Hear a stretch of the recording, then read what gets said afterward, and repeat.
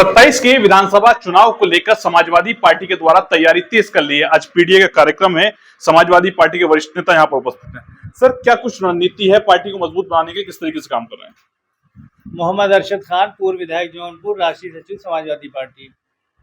आज़ादी के बाद दो ऐसे नेता पैदा हुए जिन्होंने क्रांति किया है। एक आए थे माननीय कांशीराम जी, जिन्होंने बहुजन समाज का नारा देकर और पूरे देश में एक बहुत बड़ी शक्ति बना दिया था।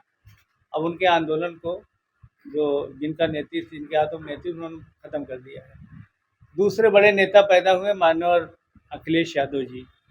अखिलेश यादव जी पीडीए का जो नारा लेके आए हैं, स्लोगन लेके आए, आंदोलन लेके आए हैं, ये पूरे देश में एक बड़ा परिवर्तन ले आएगा। और उसकी शुरुआत उत्तर प्रदेश लोकसभा चुनाव में हो चुकी है। कि समाजवादी पार्टी अपने स्थापना काल से लेकर अब तक सबसे अच्छा रिजल्ट ले आई। 37 सीटें समाजवादी पार्टी जीती लोकसभा की, 6 सीटें कांग्रेस जीती। अगर चुनाव में फर्रुखाबाद से लेकर कई सीटों पर चुनाव में बेईमानी न हुई होती तो कम से कम 50 सीटें समाजवादी पार्टी इंडिया गठबंधन जीतती। और उत्तर प्रदेश में 2027 में अरे श्रीमती जी, कुछ तो सस्ता लो, बचत करो। नहीं श्रीमान जी, सब बढ़िया लो, रहने दीजिए। इसमें क्या खास बात है? थोड़े में ज्यादा स्वाद, यही तो है इसकी खास बात। वाह मामा, क्या स्वाद है। अरे मेरे राजा, और मसाला। 300 से ज्यादा सीटें जीतकर समाजवादी पार्टी पीडीए की सरकार, इंडिया गठबंधन की सरकार बनने जा रही है। और पूरे प्रदेश में दलित समाज, ओबीसी समाज, यादव के बाद कुर्मी, कहार, लोहार, तेली, बढ़ई, पिन, निषाद, मल्ला, चौथिया, राजभर, सैनी, पाल, बघेल, गैंडिया, मौर्य, सारी बिरादरियां, इसी तरह दलित समाज के लोग सब जो है समाजवादी पार्टी को वोट देने के लिए तैयार हैं। बस चुनाव का इंतजार कर रहे हैं। डबल इंजन सरकार पूरी तरह फेल हो चुकी है। बाबा साहब अम्बेडकर का संविधान खतरे में है, आरक्षण खतरे में है, हिंदू मुस्लिम एकता खतरे में है, देश की सीमाएं खतरे में हैं। और एक ऐसा देश का प्रधानमंत्री है जो अपनी डिग्री नहीं दिखा पा रहा है। और सुप्रीम हाई कोर्ट के उस जज का भी कमाल है जिन्होंने फैसला सुनाया कि वो अपनी डिग्री नहीं बताएंगे। मतलब डिग्री छुपाई क्यों जा रही है, ये बहुत बड़ा। इसी तरह से पुलवामा छुपाया गया, पहलगाम में भी बहुत सारे छुपे हुए राज हैं जो खुल नहीं पा रहे हैं। युद्धबंदी क्यों की गई, वो भी छुपा रहे थे। चाइना हमारी सीमाओं पे बढ़ा चला रहा है, उसको भी छुपाए जा रहे हैं, कह रहे कोई नहीं बढ़ रहा है, दुनिया देख रही बढ़ रहा है। तो कुल मिला के देश की सीमाएं खतरे में है, देश की एकता अखंडता खतरे में है, भारत के संविधान खतरे में है, महंगाई चरम सीमा पे है। तो जनता ऊब चुकी है इस डबल इंजन सरकार से। बुलडोजर राज कायम हो गया है। जब सुप्रीम कोर्ट ने आदेश दे दिया कि बिना कानूनी कार्रवाई के कोई भी मकान न गिराए जाए, तो अब झूठी कार्रवाई कर रहे हैं। जिसका मकान गिराना पड़ता है तो एसडीएम या तहसीलदार के यहाँ एक फर्जी कार्रवाई चलाकर और 15 दिन पहले, 20 दिन पहले की एक नोटिस जारी करा देते हैं। और आरोपित के मकान पर लेखपाल या पुलिस वाला ले जाके नोटिस चिपका देता है। 15 दिन पहले की नोटिस तुरंत चिपकाई जाती है और तुरंत उसका घर गिरा दिया जाता है।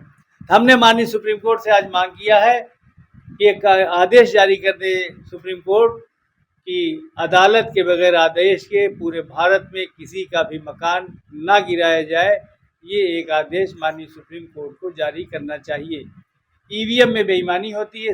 एसआईआर पूरा प्रकरण चल रहा है। राहुल गांधी अब यात्रा निकालने की तैयारी पे हैं। अभी समाजवादी पार्टी के राष्ट्रीय अध्यक्ष ने 18,000 एफिडेविट दिए थे। तमाम पूरी डिटेल दी थी चुनाव आयोग को, तमाम आरोपों के आपको खारिज कर दिया। क्या कुछ कहेंगे? खारिज नहीं किया। निर्वाचन आयोग, भारत निर्वाचन आयोग झूठ बोला। उन्होंने कहा कि कोई हलफनामा मिला ही नहीं। और जब राष्ट्रीय अध्यक्ष ने दिखा दिया कि हमारे पास 18,000 हलफनामों के सबूत हैं और रिसीविंग है भारत निर्वाचन आयोग की, कोई जवाब नहीं दे पा रहे हैं। भारत निर्वाचन आयोग चोर साबित हो चुका है, बेईमान साबित हो चुका है कि वो सरकार के इशारे पर डेमोक्रेसी के साथ अन्याय कर रहा है, लोकतंत्र खत्म कर रहा है और नागरिकों को वोट देने से रोक रहा है। मरे हुए लोगों के वोटर लिस्टों में शामिल कर दिए गए हैं और लाखों लोग जो जिंदा हैं बिहार में, उनका वोटर लिस्टों से नाम काट दिया गया है। निर्वाचन आयोग कटघरे में है। अभी तक सुप्रीम कोर्ट के आदेश के बाद भी 65 लाख लोगों के नाम क्यों काटे गए, ये अभी तक सुप्रीम कोर्ट बता नहीं पा रहा है।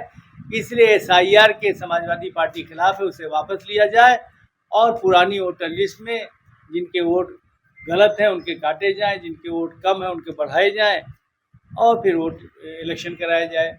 EVM से वोटिंग पर पाबंदी लगाई जाए, क्योंकि अभी हरियाणा में सरपंच के चुनाव में EVM से वोटिंग हुई थी। 54 वोट से जो जीता था उसे निर्वाचन अधिकारी ने 54 वोट से हरा दिया था। हारे हुए कैंडिडेट को 54 वोट से जिता दिया था। सुप्रीम कोर्ट ने गिनती कराई अपनी देखरेख में, तो जो हारा हुआ था 54 वोट से उसे सुप्रीम कोर्ट ने जिताया और जीता हुए को जो था फर्जी हराया। लेकिन सुप्रीम कोर्ट ने भी अधूरा फैसला किया।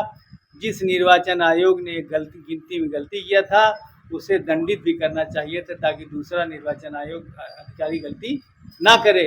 चंडीगढ़ में मेयर के चुनाव में पूरी दुनिया ने देखा, CCTV कैमरे में कैद हुआ कि निर्वाचन अधिकारी वोटर बैलेट पेपर में नाम टिक मार रहा था, वोटर वोट वैलिड कर रहा था। सुप्रीम कोर्ट ने संज्ञान लिया और बीजेपी का कैंडिडेट जो जीत रहा था उसे सुप्रीम कोर्ट ने हराया। आम आदमी पार्टी के कैंडिडेट को विजयी घोषित किया। लेकिन वहाँ भी जिस निर्वाचन आयोग ने निर्वाचन अधिकारी ने गलती किया था उसको दंडित नहीं किया। इस पर दंड करने का कानून होना चाहिए ताकि लोगों में डर पैदा हो। आज भी हम मांग कर रहे हैं कि वहाँ के मेयर के चुनाव में जिसने गलती किया था निर्वाचन आयोग अधिकारी ने उसको दंडित किया जाए, और सरपंच के चुनाव में हरियाणा में जिस निर्वाचन अधिकारी ने गलती किया तो उसको भी दंडित किया जाए। इसी तरह वोटर लिस्टों में अगर किसी वैलिड मतदाता का नाम छूट जाता है या काट दिया जाता है या डिलीटेड कर दिया जाता है तो उसके जिम्मेदार BLO हैं, तहसीलदार हैं, SDM है, DM है। इनके लिए दंड का प्राविधान किया जाए, तो कोई गलत वोटर लिस्ट में शामिल ना हो और किसी वैध वोटर का नाम वोटर लिस्ट में शामिल होने से रह न जाए। ये जिम्मेदारी निर्वाचन आयोग की है। इसके लिए BLO, तहसीलदार, SDM, DM को जिम्मेदार ठहराया जाए। अगर वोटर लिस्ट में कोई गड़बड़ी होती है तो इनको दंड देने का कानून बनाया जाना चाहिए, ताकि सचमुच में लोकतंत्र यहाँ पर कायम हो।